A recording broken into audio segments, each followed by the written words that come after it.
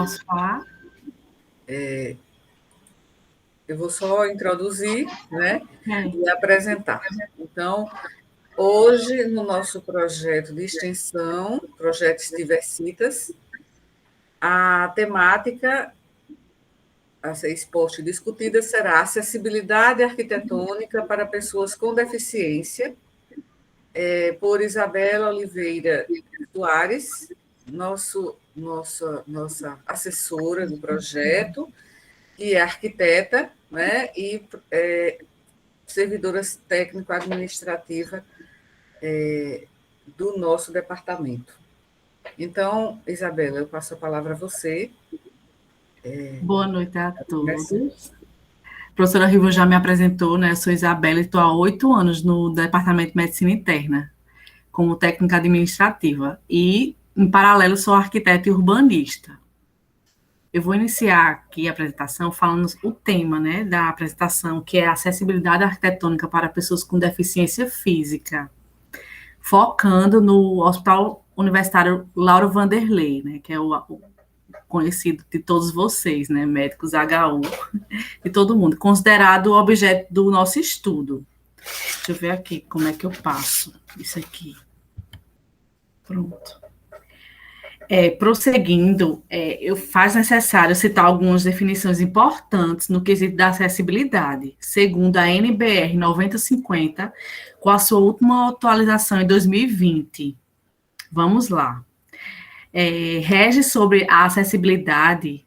Essa norma, ela rege sobre a acessibilidade, a edificações, mobiliário, espaços e equipamentos urbanos.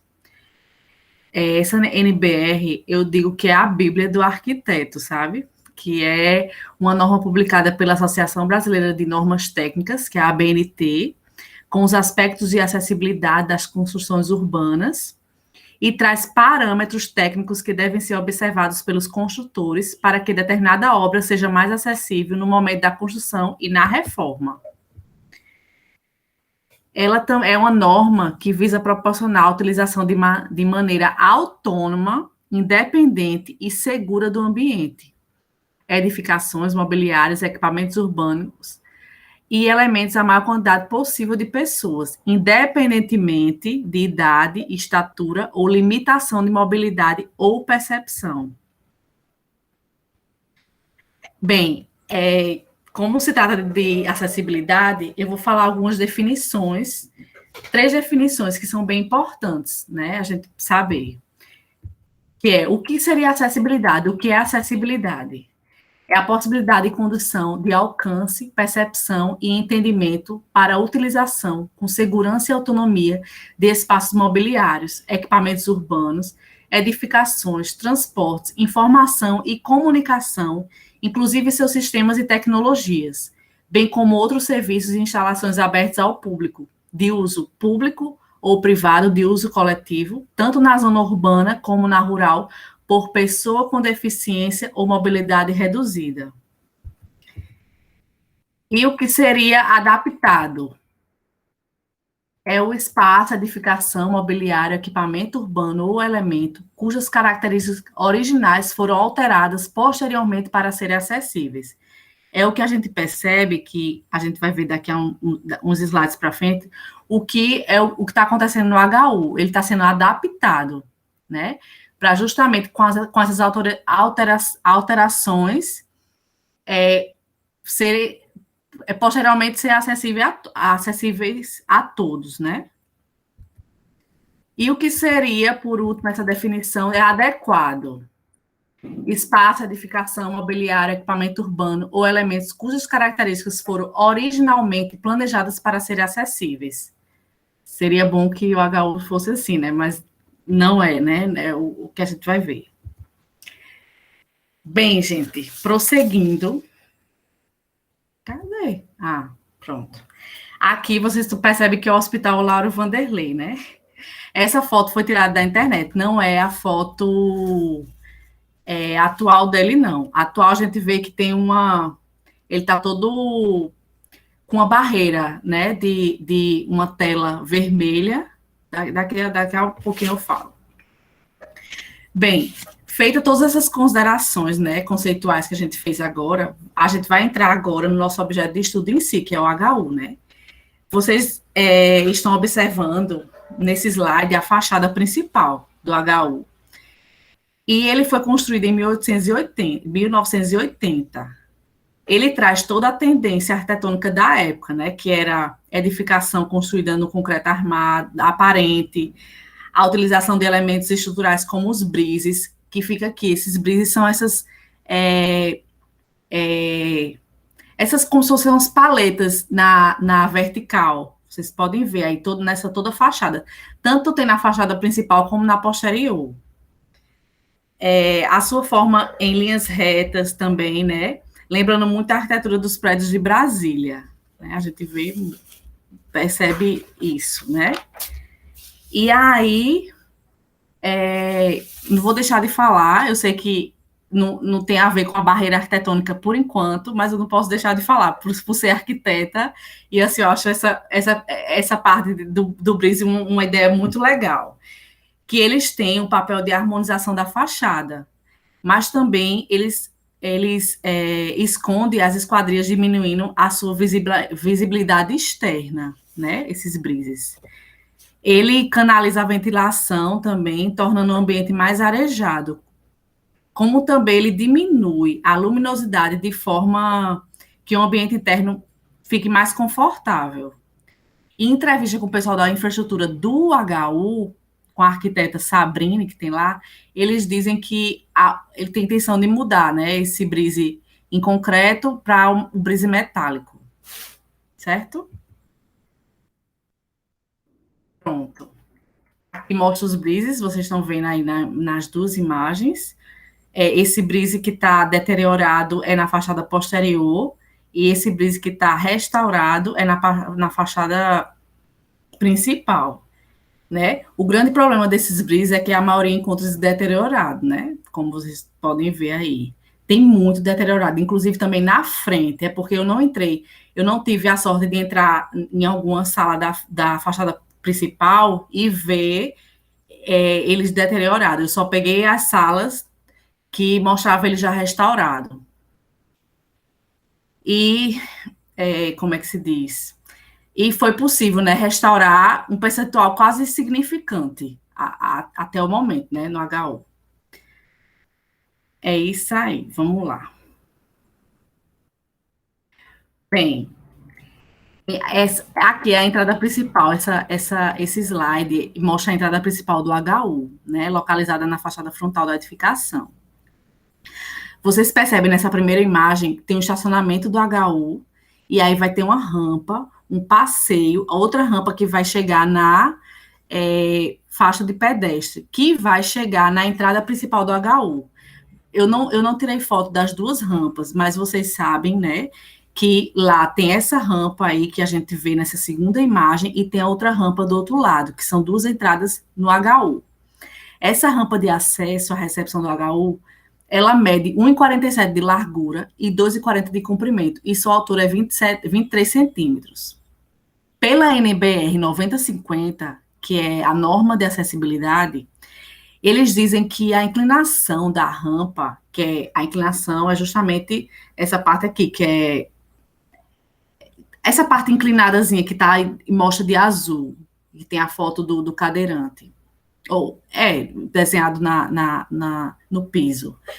Ela diz que a inclinação ela tem que ter 8,33% de inclinação. Aí o que é que eu fiz? Tem uma fórmula na NBR que ela é a inclinação, que é igual a altura vezes 100 dividido pelo comprimento.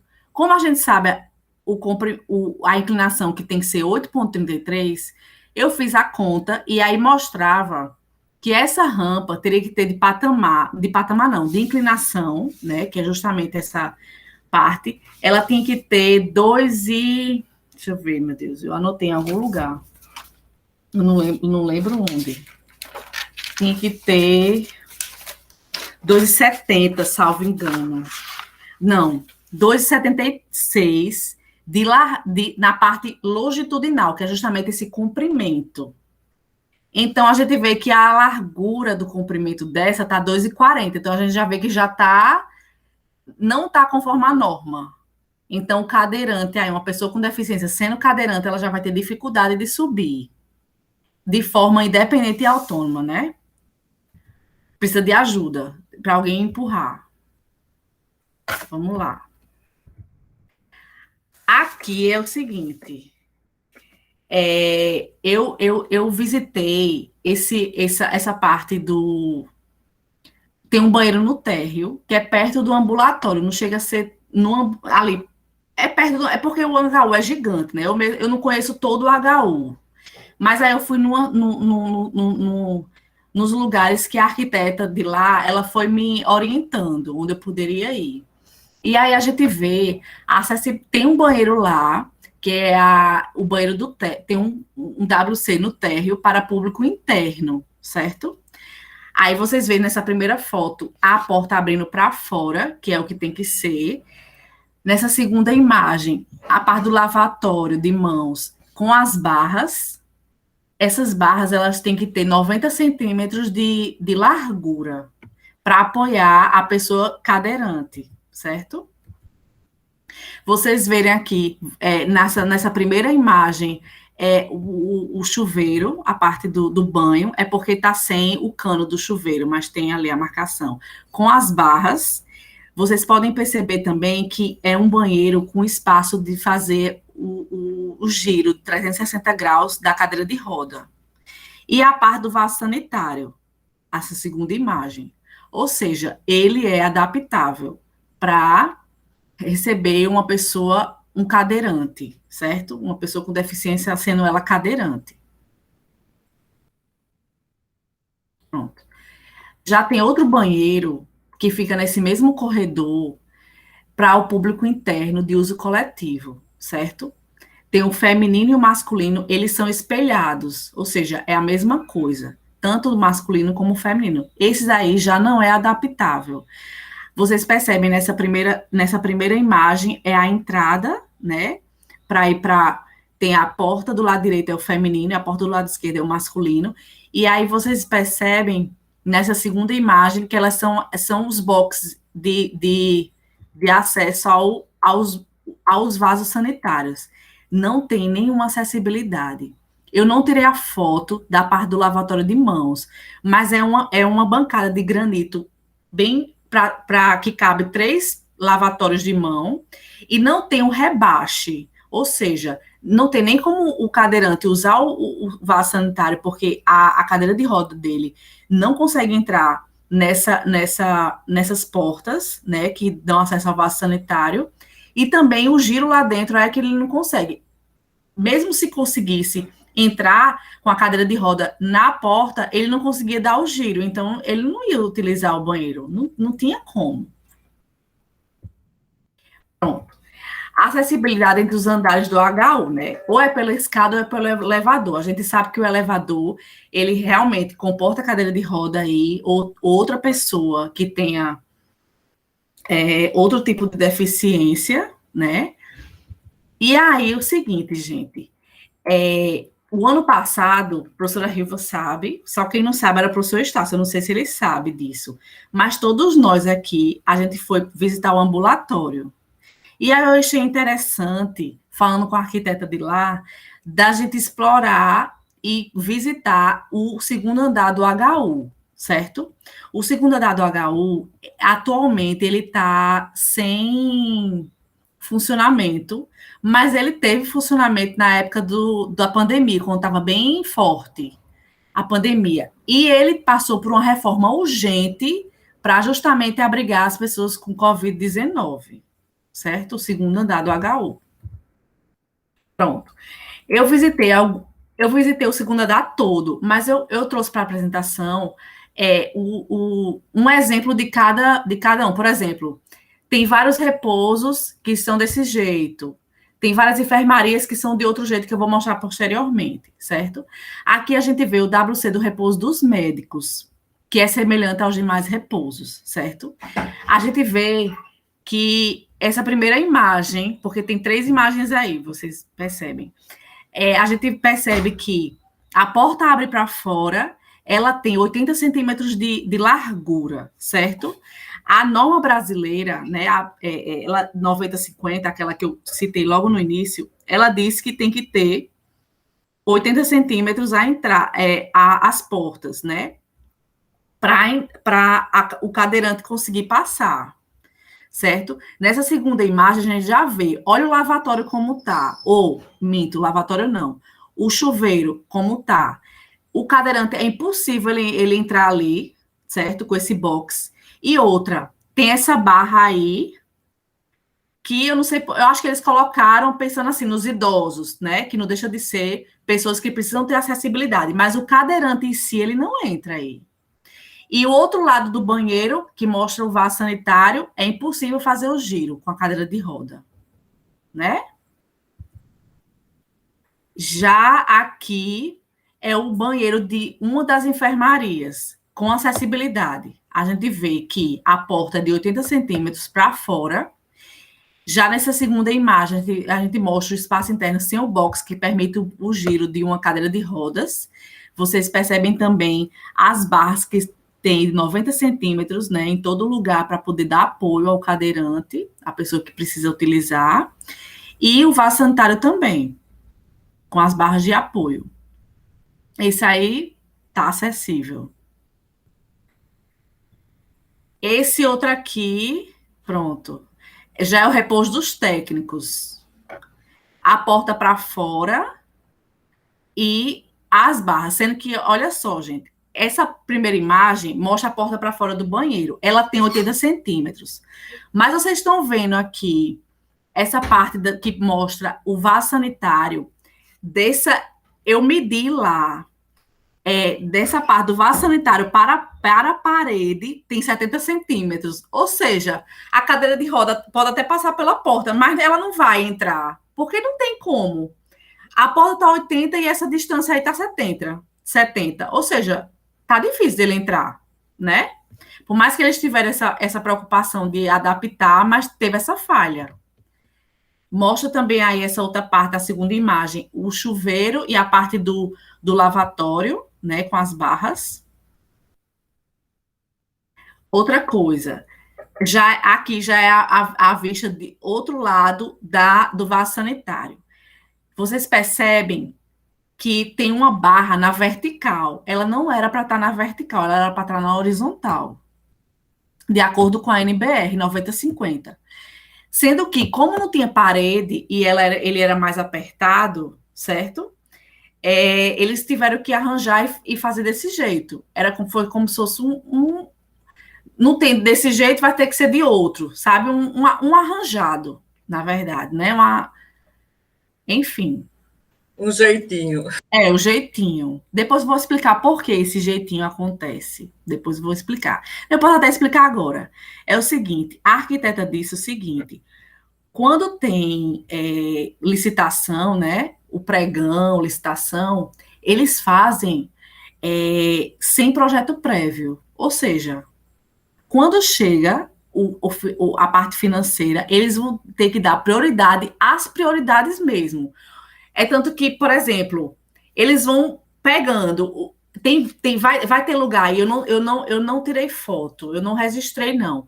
Mas vai ter banheiro aí nesse segundo andar que as barras são de 40 centímetros e não pode ser, tem que ser de 90 centímetros. Mas é como se fosse assim: sobrou, vamos ver, a gente dá o jeitinho, entendeu? Pronto, aqui já é a enfermaria número 225. A porta de entrada perfeita, dá para entrar essas camas, né, cadeira de roda. A primeira imagem mostra.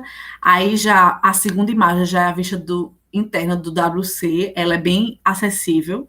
Ela tem a porta mais de 80 centímetros, na verdade, essa enfermaria aí, a porta do banheiro. A gente vê todas as barras, né, como foi no outro. Pronto.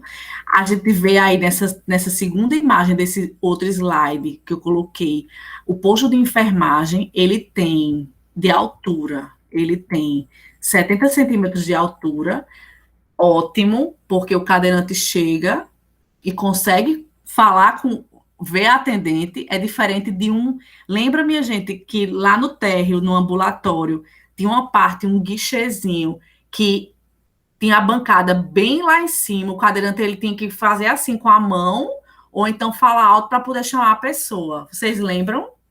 Tinha até foto. Sim, sim. Foi, eu lembro de lá. Eu lembro da foto. Pronto, é. Lá tá, era difícil, viu, William? Se comunicar. Aqui já a enfermaria 207 mostra aquela barra, a segunda foto, a segunda imagem desse slide. Mostra a barra também na vertical, que era para estar na horizontal, e não tá porque não tem espaço.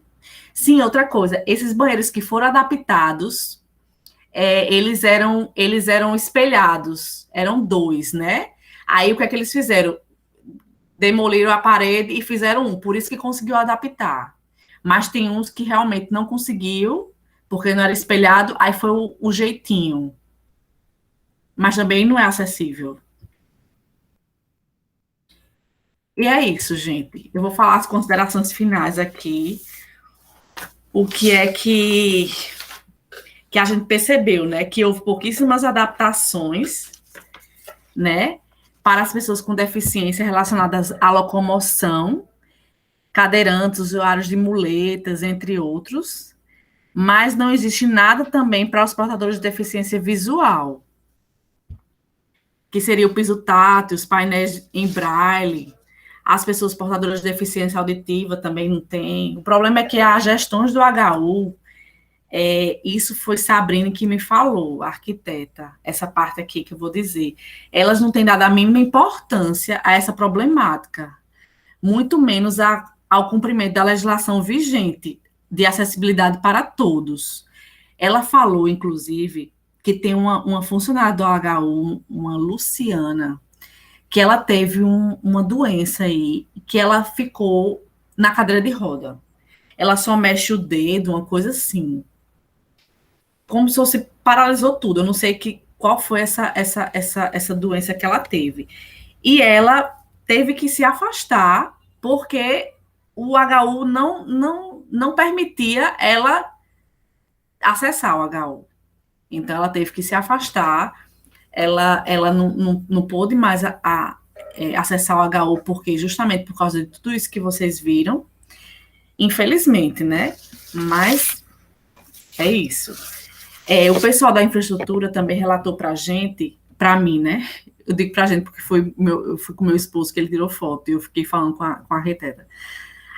Além da falta de interesse na busca de melhorar a acessibilidade do hospital, aquilo que eu falei, a contratação da natureza, de licitação, de pregões, tem aquele impeditivo, que é justamente o quê?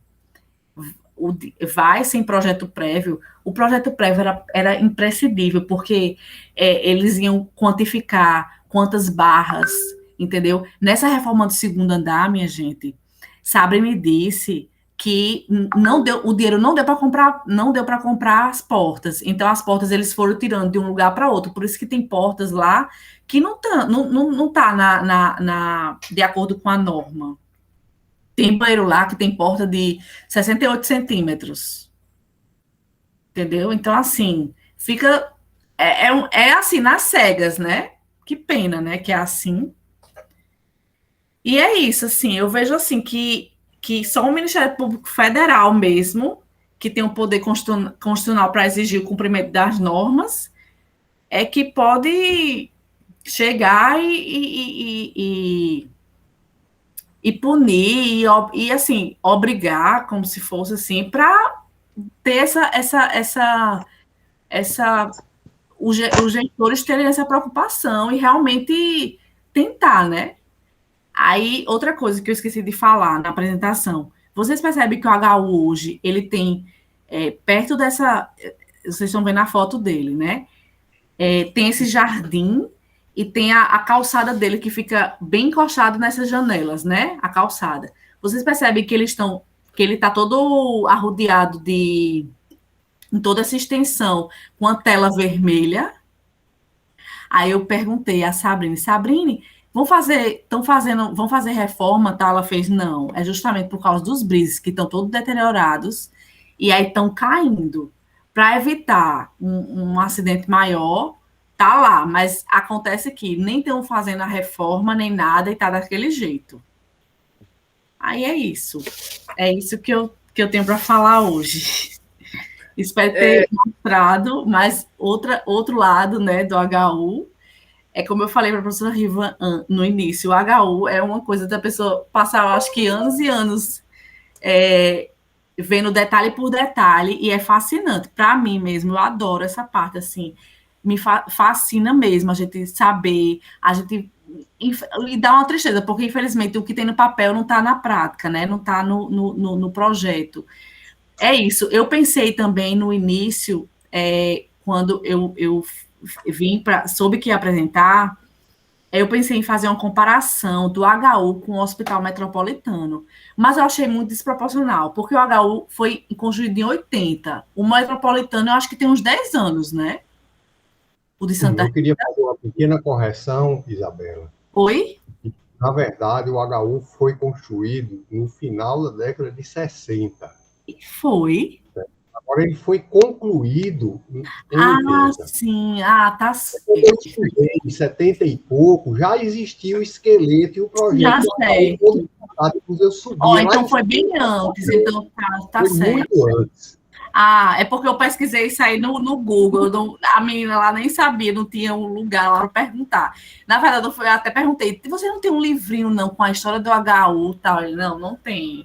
Aí eu perguntei, aí me informaram isso. Mas, e também eu comparei com a internet. Eu acho que eles já pegaram da internet, né? Da história do HU. Mas tudo bem. Então é isso. Eu pensei em comparar, mas aí é muito desproporcional, porque o Metropolitano já é uma construção nova, e aí com certeza eles já devem estar mais ligados e assim nessa parte de normas, né? Porque com certeza é obrigatório hoje, assim. Quanto mais chegar mais perto do que as normas falam, né? Para também ter um alvará sanitário, ter um alvará de tudo, de construção de tudo. E aí não achei interessante. Por isso que eu fui em outro lado do HU, que é justamente onde teve a reforma recente, para poder trazer para vocês. E o ambulatório que nós visitamos, você não falou nada, não foi? Não, não falei nada, não, porque a gente já tinha debatido e já tinha visto, né? Assim, como estava o ambulatório. A parte do banheiro, a gente viu que não era acessível. A porta abria para fora, mas não tinha como dar o giro da cadeira de roda. A rampa, a gente viu também que não era. Não tinha como um cadeirante de forma autônoma subir ali sozinho, né? A gente viu que tinha várias dependências naquela parte, naquele corredor do ambulatório, que também impedia do cadeirante entrar nas portas, porque elas eram de largura menor do que uma cadeira de roda. Aí foi isso, é por isso que eu pensei em trazer outro lado do HU, que passou por reforma recente, o ano passado, acho que antes da pandemia, assim, quando teve a pandemia foi nas carreiras. Sim. E a sua apresentação foi muito clara, Isabela. E da mesma forma como você fala, com aquele jeitinho lá no departamento, né, exercendo sua função como técnica administrativa, você apresentou da forma mais natural possível e com bastante clareza. Achei que foi uma apresentação ótima. E, assim, a gente fica imaginando que as coisas estão tudo se passa bem nos olhos, né, dos gestores e das pessoas que fazem parte do HU e ninguém percebe nada. Claro, você foi com um olho, né, um olho de uma especialista, de uma técnica e verificou todos esses com esse objetivo, né? Então você verificou, mas geralmente eu acho que tudo isso passa despercebido por parte dos plantonistas, dos funcionários de uma forma geral, os funcionários administrativos e os próprios gestores. Né? Então, eles devem ter prioridades, que muitas vezes são prioridades, né, de natureza até política, porque eles têm que resolver aquelas questões que para eles é mais interessante, mas atender a uma minoria, né, a um grupo, né, que sofre com as barreiras à acessibilidade, ninguém tem essa preocupação, né? Ninguém tem essa preocupação. Então, eu vou passar a palavra aqui para os nossos integrantes, né? Nossos colegas integrantes do projeto. E a gente sempre começa por Cândida e Daniele, né? Então, Cândida, o que é que você achou da apresentação e do que Isabela encontrou? E a partir daí, o que é que a gente poderia também, utilizando esse material que Isabela colocou, considerando restrições, né, em relação a questões éticas também, como é que a gente poderia incluir esse material, esses dados que ela observou e fez o registro fotográfico, no nosso trabalho, né, que nós estamos planejando. E ter capítulos, né, nesse sentido, e envolvendo as apresentações de cada um de nós.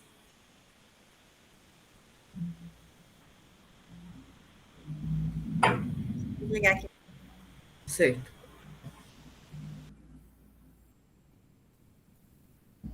Pronto. Parabéns pela apresentação. Eu gostei muito dessa abordagem que você fez, dessa parte que eu particularmente não conhecia do HU, do segundo andar, que eu não conheço, não sabia que tinha passado por essa reforma, só naquela parte que a gente fez a exploratória, do ambulatório, a gente já pode perceber muitas inadequações, muitas dificuldades. E nessa parte que você visitou agora, a gente pode perceber que, mesmo com as adversidades, mesmo não estando tudo de forma adequada, assim, existe um esforço maior para que haja uma maior acessibilidade, assim, apesar de todas as dificuldades e das inadequações que existem. E uma foto que me chamou muito a atenção e que você comentou foi da porta, que a porta ela tinha um comprimento adequado, mas que existia um vaso sanitário ali que impedia a passagem da cadeira de rodas.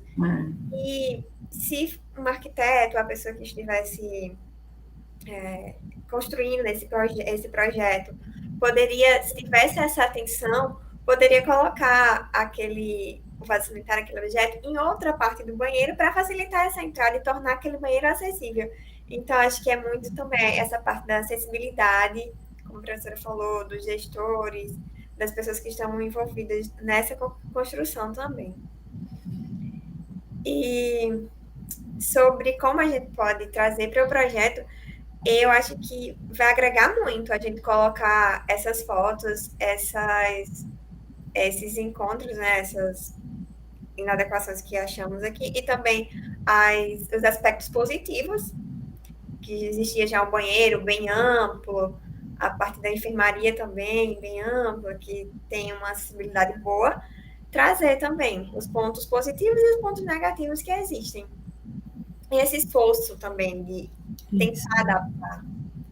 Uma coisa do início que você traz, um conceito que é fundamental, é a utilização independente, autônoma e segura. Isso. Isso é a NBR que fala isso. De trazer à tona, né, nas edificações, das construções, para ter esse acesso amplo. Foi muito bom, Isabela. Muito obrigada pela apresentação. De nada, exponha. Eu também aprendi bastante, viu? E quando eu entrar agora lá no HU, eu vou observar, depois da pandemia, eu vou olhar com outra mirada, né? Vendo essas questões também, né? Que passam totalmente assim ao largo dentro da nossa visão. Daniele. Tem duas Danieles aqui presentes. Vou só dar a palavra aqui. Não, é que uma é a imagem e a outra é o som. Isso, eu ainda estou com um problema no meu microfone no computador, então eu fico utilizando o microfone no celular e o vídeo pelo notebook. Mas vai dando certo, assim.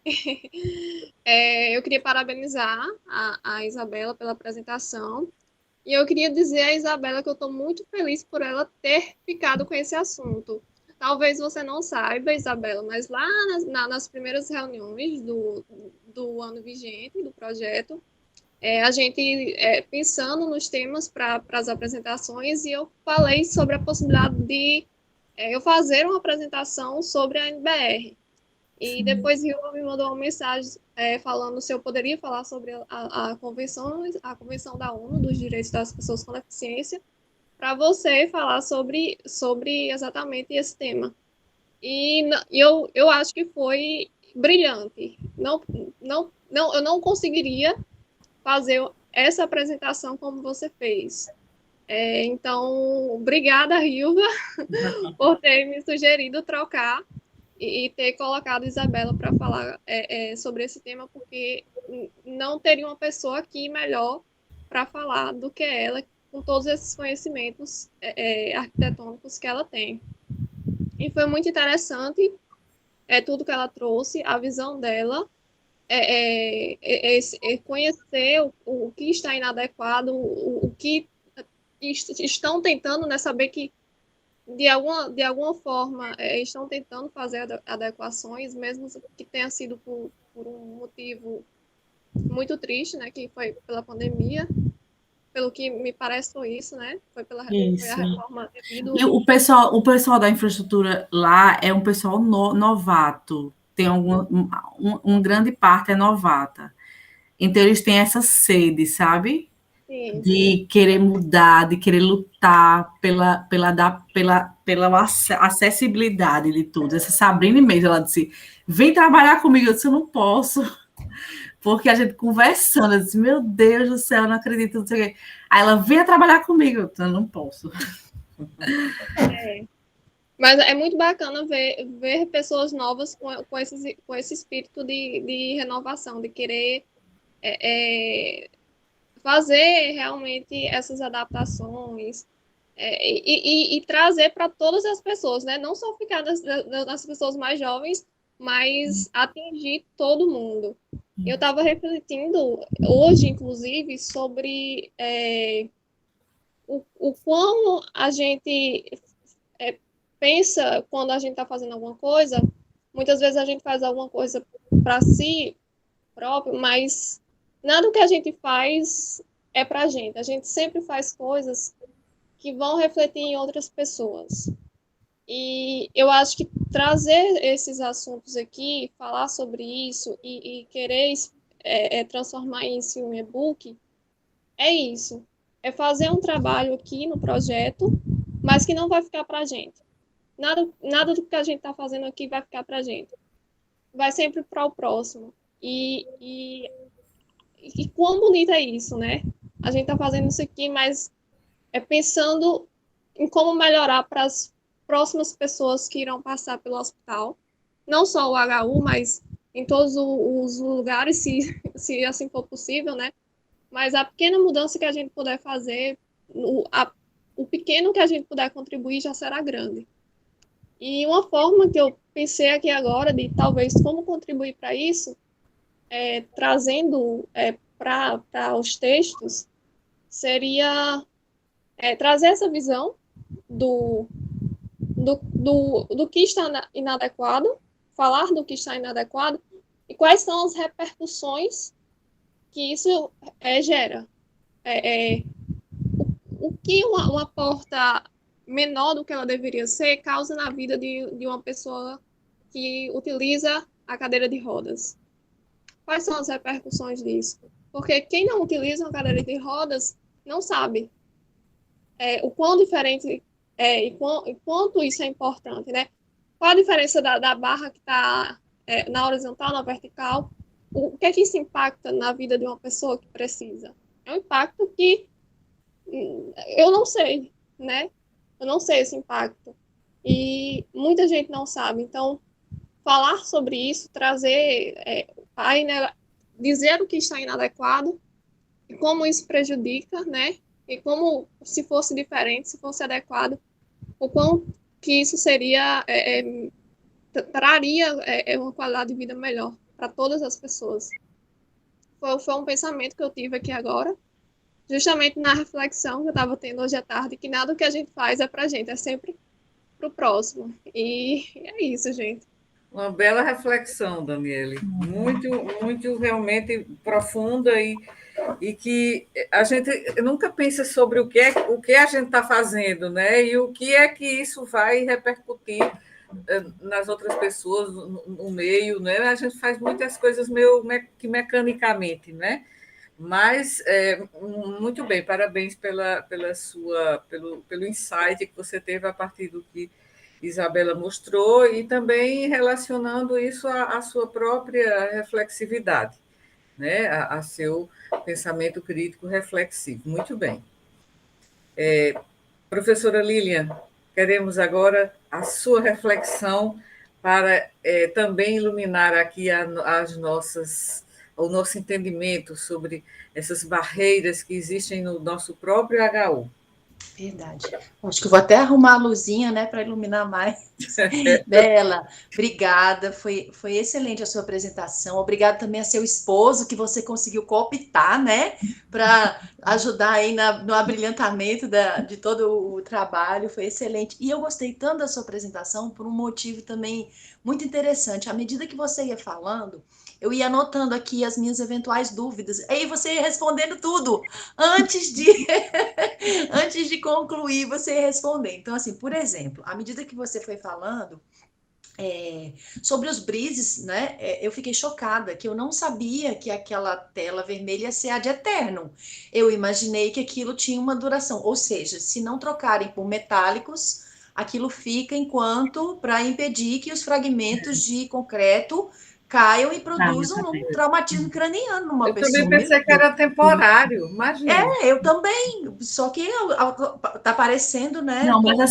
Mas assim, eles pensam em trocar, Pelo metálico, 5 anos, pelos metálicos, mas aí tá esperando restaurar, né, eles, aí, sabe, eu fui irônica no meu ad eternum, porque... Aí eu creio que tava tendo alguma coisa, mas assim, ela disse, não tem nada, fica aquela barreira ali, mas tá tudo parado, não tá tendo a restauração. Há quanto tempo que está ali, né? Bem antes do início da pandemia. Faz um tempão mesmo. Bom, então, assim, falando agora sobre o nosso tour, né, pelo HU, que foi muito bacana. Aí, uma das dúvidas que eu ia perguntar, e você também já respondeu, eu disse, gente, o defeito está no projeto, o defeito está na execução do projeto, e se estiver na execução do projeto, é eterno enquanto dure, professor Maroja, uma boa reflexão. Então, assim, o defeito estava no projeto, o defeito estava na execução do projeto, e sendo na execução, cadê essa fiscalização? Era o meu pensamento. Quando você, então, trouxe a informação que me deixou mais estupefata ainda, que faz a licitação sem projeto. Sem projeto, imagina. Aí Muito. Aí depois depois eu fiquei pensando na questão do deficiente visual, porque a gente realmente, assim, acaba atentando para as questões envolvendo os cadeirantes, que de fato, não é fisicamente requer, né, um espaço totalmente maior.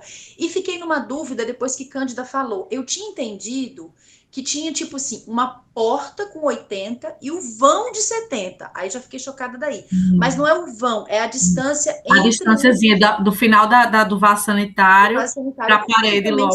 Que também já é, né, enfim. Aí tinha 70. Sem condições, né? Bom, então você foi respondendo as coisas à medida que eu ia anotando, e eu tenho aprendido, né? Nem sempre foi assim, mas eu tenho aprendido que a ousadia é um adereço, a ousadia é para os excessos, porque eu sempre fui, na minha natureza, uma pessoa que enxergava com muito bons olhos, tanto a criatividade, não só a inventividade, quanto até mesmo o improviso, aquela coisa que vem, né? Porém, isso é para o excesso. Você precisa antes dar conta do básico para poder se permitir, né? esses excessos. Então, eu vejo, assim, que, de fato, não tem sido, apesar de tudo, uma prioridade, porque se fosse uma prioridade, teria que existir um projeto para ser seguido, não é, à risca. Você falou desde a rampa, né, que precisa de um ângulo X, coisa que a professora Hilva falou brilhantemente, que essas coisas, a nós, os olhos destreinados, vão nos passar desavisados. Então, de repente, aquele cadeirante tem aquela dificuldade e a gente não está nem sabendo. Ah, mas a rampa está ali, que é por causa do ângulo que não estava correto, não é? Não foi A inclinação. executado da forma correta. Aí eu pergunto, será que foi a execução? Será que foi o projeto? E em sendo a execução, onde é que estava a supervisão dessa obra, né? Para estar ali conferindo se as coisas estavam sendo feitas de fato de acordo com o projeto.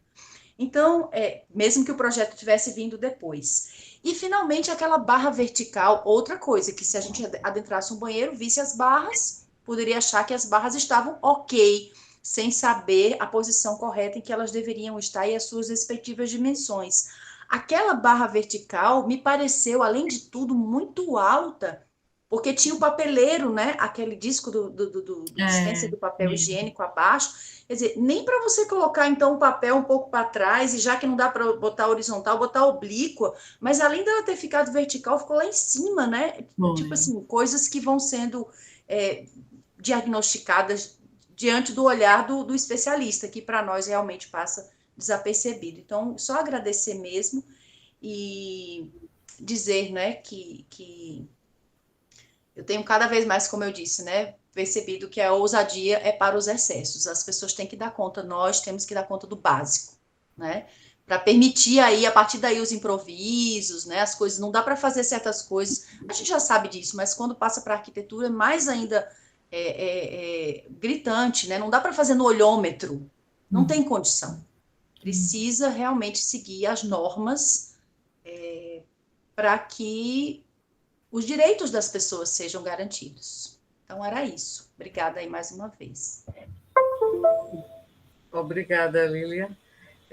A gente pode perceber melhor o que está acontecendo quando a gente tem conhecimento, né? Quando a gente não sabe, é como se, por exemplo, a gente, como diz o filósofo Goethe, né? Ele diz, a gente só vê o que a gente conhece. Então, por isso que se diz que conhecimento é poder, né? Porque a gente não percebe o que a gente não sabe, né? Não sabe o que é uma norma, o que é uma legislação, o que é um direito. Então, realmente, a gente precisa também do conhecimento, a gente precisa, né, de informação, né?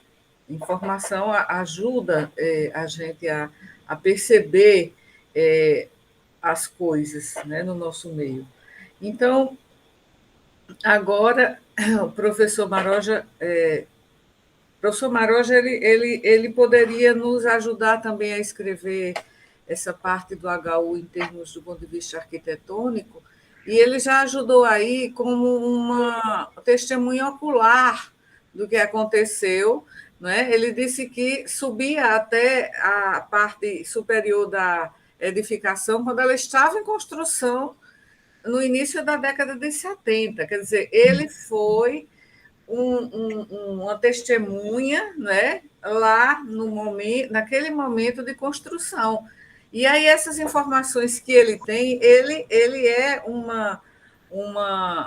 digamos, uma fonte histórica de informações sobre o HU, sobre sua construção. Imagina, nós não sabíamos e nem havia essa informação de que o HU passou esse tempo todo em processo de construção e ele foi finalizado em 1980, né? Isso foi o final da construção, né? Então, essas informações que o professor Maroja tem, a gente deveria trazer essas informações para nossos escritos, e são informações originais, né? Porque a gente não deve encontrar isso em qualquer site da internet, ou mesmo no próprio portal do HU. Né? Então, Maroja, nós vamos aí fazer uma entrevista com você como decano do nosso departamento e que também foi testemunha, né, desse processo de construção, né? Você estava lá quando o HU, o edifício estava sendo construído. E tem muitas informações que você pode nos dar como uma fonte, né? Você será a nossa fonte, né? Se fôssemos jornalistas, você seria a nossa fonte. Então, foi bom você ter dito isso, porque a gente sabe que você tem informações que a gente não tem e nem dispõe procurando em livros, né? Então, eu acho que essa parte de Isabela, e aí você vai escrever, Isabela, para a gente ter os textos, e aí a gente precisa conversar com o professor Maroja, né? E o professor Maroja, ele vai dizer o que é que ele viu naquela época, certo? Então, Na verdade, seria... eu acho que o hospital passou mais de 10 anos parado. Sim. Totalmente. Quando a gente subia lá em cima, no início da década de 70, não existia obra nenhuma. A gente subia pelas escadarias mesmo, só que era uma escadaria sem parede, sem nada, né? E um corrimão, nada. A gente ia lá para cima. Agora, eu acredito que 1978, recomeçaram a obra do hospital. Sim. E que foi concluído e inaugurado em 80. Sim. Certo? Tanto que eu estava no Rio nessa época, eu estive lá em 1981 para fazer um concurso para médico. Um concurso organizado pelo DASP. Esse concurso foi em 1980, justamente o hospital já estava funcionando, o ambulatório funcionando, vários andares também funcionando, outros andares totalmente paralisados. Mas eu tenho uma experiência um pouco ruim desses últimos 30 anos. É que eu criei muito caso, briguei com muita gente, porque o pessoal gostava de fazer no hospital e na universidade, isso é uma prática comum. Onde se pode fazer uma gambiarra, não se faz um trabalho definitivo. Tem que ser a gambiarra como prioridade. Então, os caras iam fazer instalação elétrica lá na clínica médica e eu discutia com os camaradas, não, porque não faz assim, que é uma coisa mais definitiva. Me surpreendeu muito, eu fiquei muito feliz com essa declaração de Isabela, de que existia uma equipe lá nova e que estava empenhada em fazer diferente lá no HU. Porque as pessoas que eu conhecia antigamente, que não eram nem pessoas idosas, eram pessoas muito mais jovens do que eu. Elas, quando faziam um projeto, eu cheguei a contestar alguns projetos, porque não tinha nem pé nem cabeça, era totalmente fora de qualquer cogitação, porque eu já venho lidando com isso há muitos anos, com essa questão de reforma e construção de unidade de saúde, de reforma de hospital, certo? Eu acompanhei o projeto e o início de uma reforma muito grande no Hospital Clementino Fraga, que, por sinal, já foi hospital universitário durante alguns anos. Então, o pessoal fazia propostas assim, sem pé e sem cabeça. Quando eu vi esse vaso sanitário interrompendo a passagem da porta, eu digo, isso é característico, é típico de um local onde não tem ninguém acompanhando, ninguém que tenha um mínimo de visão. Porque colocar o vaso sanitário atrapalhando a passagem, de repente, aquele vaso sanitário, se ele virasse, assim já dava para passar pela lateral do vaso sanitário. Às vezes, uma solução simples, né? E apenas para lembrar que eu tive uma discussão muito grande na época da construção do Centro de Ciências Médicas, e apesar de nossa universidade ter um curso de arquitetura, mas tudo na universidade tem que ser contratado com alguém de fora. Porque se for depender dos profissionais internos, ninguém quer assumir nenhuma responsabilidade a mais, né? Então, o arquiteto fez o projeto, levou lá, e eu disse, meu amigo, esse projeto não tem nenhuma serventia para aqui. Nós somos uma terra com muito arejamento e com muito calor.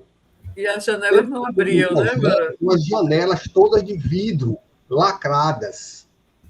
Eu acho que eles estavam pensando, estavam fazendo um projeto para o Ministério da Justiça, para o Judiciário, certo? Que só tem prédios de luxo, com ar-condicionado central, funcionando permanentemente, né? Mas lá é um local que falta energia com frequência. Desde sempre falta energia com frequência. Então, nós não poderíamos jamais ter um prédio fechado de vidro. Tínhamos que ter um prédio com janelas amplas, como agora mesmo, desde o semestre passado que eu estou fazendo aula lá, no CCM. E abro as janelas e abro as portas. Tem aquela sala que tem 2 portas e 3 janelas. Abro tudo, fica bem ventilado, é quase como se estivesse num lugar aberto. Agora você imagine, nessa pandemia e nessa falta de energia constante que nós temos, um prédio fechado de vidro.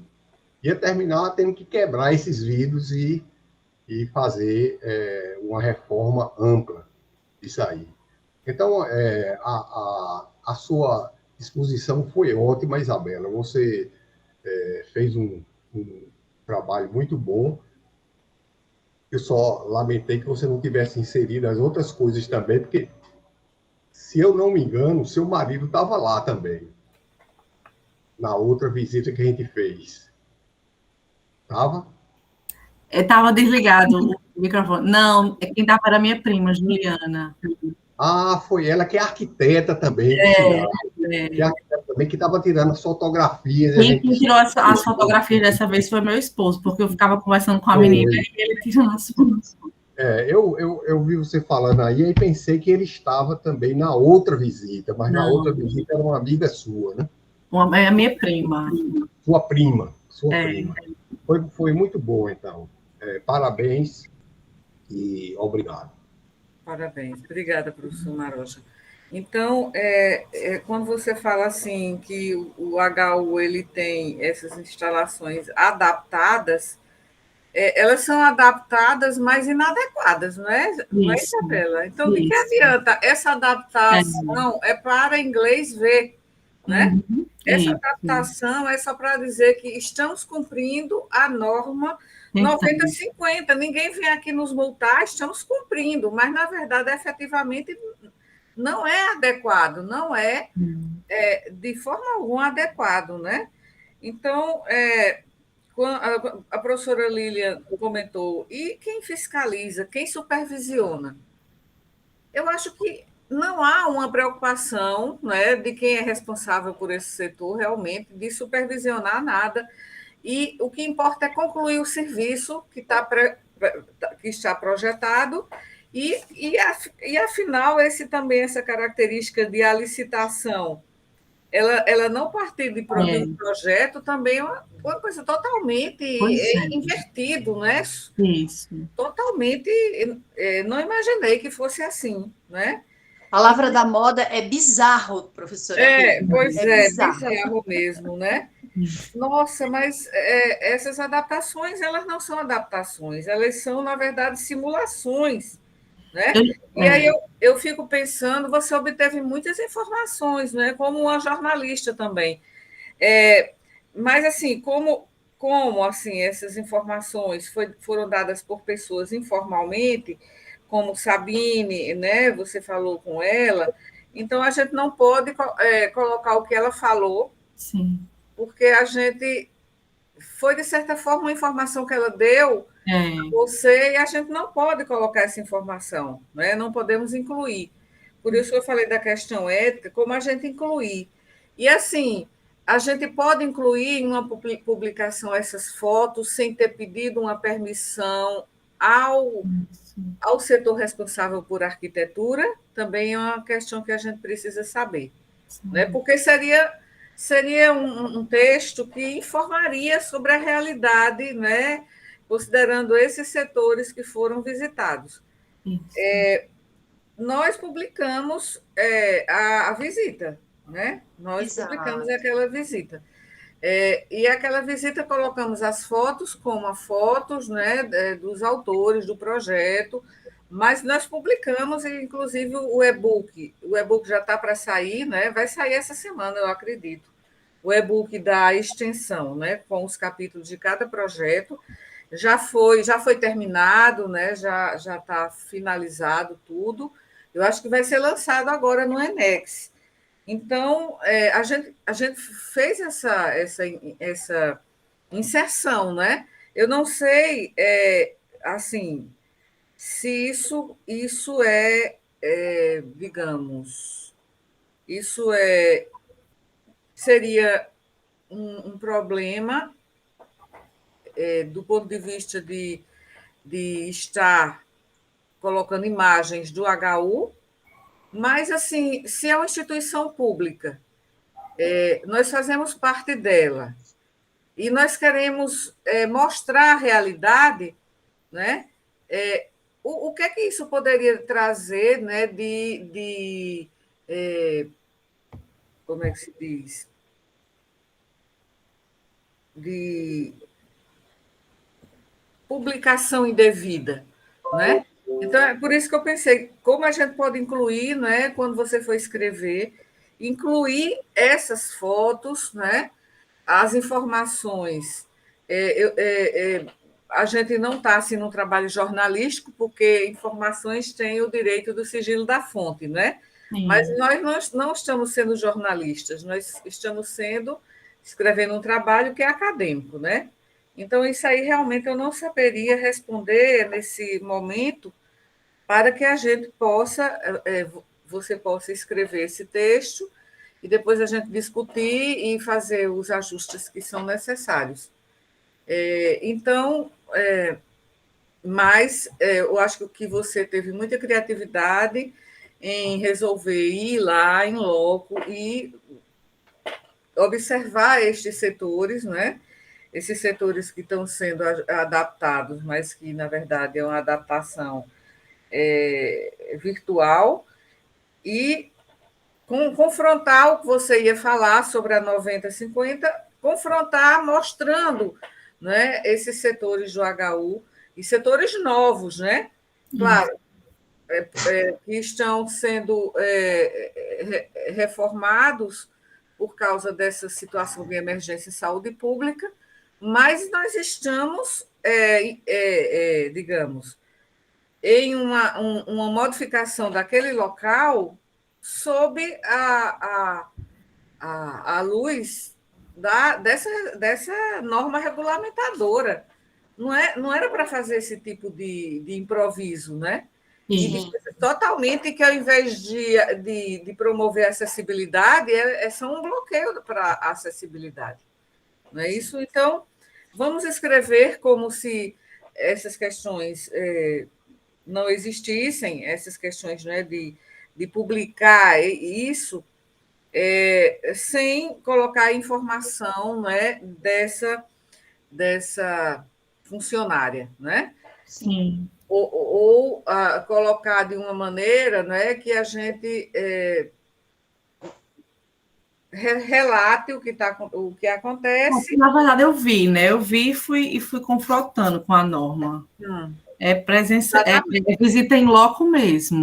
Foi uma visita. Nem se ela não tivesse do meu lado, ela só o que você viu que ela me orientou. A gente foi até o segundo andar, né? Com permissão da diretora lá da infraestrutura.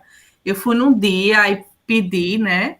Aí ela disse: eu vou falar com a diretora e vem amanhã. Aí a gente se comunicou. Mas mesmo se ela não estivesse comigo, eu ia olhar, levei minha trena, medi tudo. Foi visita em loco mesmo. A gente só não coloca as informações que ela deu, né? Mas assim, o que foi observado nessa visita exploratória, nessa segunda visita que você você fez nesses outros setores, eles representam o que você observou e vai escrever sobre o que observou. Isso não precisa de comitê de ética, não precisa de permissão. Eu penso que não precisa de permissão. Professor, eu posso falar uma coisa rapidinho? Sim, por favor, professora. Então, por exemplo, naquele caso da funcionária específica que teve uma doença Não, X, não vou falar, não. Não, é só e que não pôde voltar, isso não precisa ser falado. Porém, tem aquela parte que você visualizou que no toalete, né? Acho que foi no toalete, dos funcionários, o repouso dos médicos, né?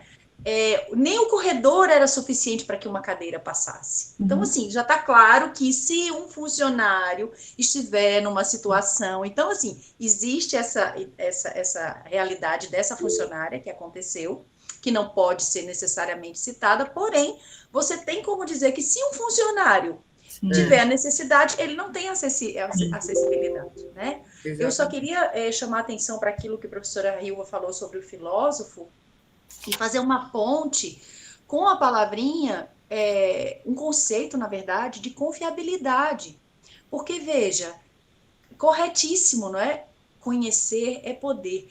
E quando as pessoas que transitam ou que necessitam não detêm esse conhecimento, mas dependem de que a instituição haja com esse critério da confiabilidade. É quando você vai para um médico, por exemplo, com o seu sintoma, com o seu problema, esperando que ele tenha uma resposta para você, não é? Uma medicação que seja confiável. Ou seja, se a instituição que precisa responder a essa comunidade de uma forma confiável, faz essas gambiarras, bota a barra assim, faz aquela coisa assim, sem atentar para um projeto que, de fato, esteja em compatibilidade com as normas, é terrível, porque as pessoas que não têm esse conhecimento, elas não podem também usar da prerrogativa da confiabilidade. Você não pode confiar na instituição. É terrível isso. Exatamente. E assim, como não há assim, uma comissão, sei lá, de controle, de qualidade, de segurança, de acessibilidade, não há uma condição, isso fica totalmente desconhecido, né? Isso não é fica invisibilizado, não vem ao conhecimento das pessoas, não é isso? Então, foi excelente a sua apresentação, Isabela, parabéns. Obrigada também pelas contribuições que vocês fizeram comentando os achados de Isabela. E, então, a gente marcou, acho que foi no dia, não me lembro, Cândida. Aí que Cândida levantou a mão, agora que eu estou vendo. Cândida, você já aproveita e fala o que você ia falar e responde também qual foi o dia que a gente marcou para a entrega dos textos, certo? Porque a gente vai juntar com aqueles que são 3, de Daniele, de Renata e de Cândida, que foram do ano passado, certo? Aqueles 3 que eu guardei, que foram já resultado das apresentações do ano passado. Aí vamos juntar com esses desse ano, tá? Menos o da visita exploratória anterior, porque já está publicado no e-book da extensão, da assessoria de extensão do CCM. Sim, Cândida, para que a gente conclua. A entrega dos textos, professora, está previsto para o dia 13 de dezembro. 13? Para a apresentação e a entrega dos textos. Certo. Tá bom, então... Eu levantei a mão naquele momento, porque quando Isabela falou, e a professora Linha reforçou depois, daquela comparação entre os banheiros dos funcionários e tinha o banheiro para os pacientes da enfermaria, que era mais acessível, enquanto os funcionários não eram. Eu lembrei, porque eu tenho uma colega de turma, que ela é cadeirante, e sempre há muita dificuldade para a locomoção dela, até agora na disciplina de semiologia, às vezes é muito difícil. Assim, há um impedimento para que ela consiga ficar de pé, para ver os procedimentos e tal. E eu fiquei pensando nisso também. Ela, já como médica, ela também encontra dificuldades no seu local de trabalho. Isso eu fiquei pensando, assim, sobre esse vínculo, né? Tanto ela encontra dificuldade tanto como aluna agora na graduação e também no seu exercício da profissão futuramente. E espero que já esteja em uma situação bem melhor, as condições de diversos aspectos. Exatamente. Porque a deficiência está na falta, né, de acessibilidade no ambiente, né? Então, se ela tiver um ambiente onde ela for trabalhar, onde ela for fazer residência, que tenha as condições de acessibilidade, ela pode exercer sua profissão, né? Como tantos outros colegas exercem, né? Nós temos um colega que é cadeirante também. Eu não sei se ele já se aposentou, mas ele passou a vida inteira trabalhando ali no ambulatório. Eu não sei se você conhece, professor Maroja. Eu sabia o nome dele, mas esqueci. E também, eu não estou falando, né, do nosso colega que é psiquiatra, né? Esse colega que é psiquiatra, ele passou um tempo como plantonista da clínica médica do HU. Sim, né? hermano. Sim. Mas tem esse outro colega que a gente sempre vê lá no HU, que eu não lembro o nome dele, e ele também, ele é cadeirante, né? Então, e ele trabalhou durante esse tempo todo, né, lá na parte ambulatorial, e conseguiu superar as barreiras, né? Agora deve ter enfrentado muitos obstáculos, né? Então, agora, boa noite a todos e obrigada pela presença e pela contribuição, né? E agora vamos para a próxima, que eu acho que eu não sei se é Lilian ou é professor Maroja. É Lilian, né? Pronto, o Lilian vai falar justamente sobre médicos com deficiência, né? Já continuando do que a gente está enfocando aqui, né? Como o médico, ele vai trabalhar, né, sem ter acessibilidade arquitetônica, né? Então, até a próxima. Boa noite e que tenham uma semana abençoada, todos vocês. Boa noite a todos. Boa noite. Boa noite. Vou interromper aqui a gravação.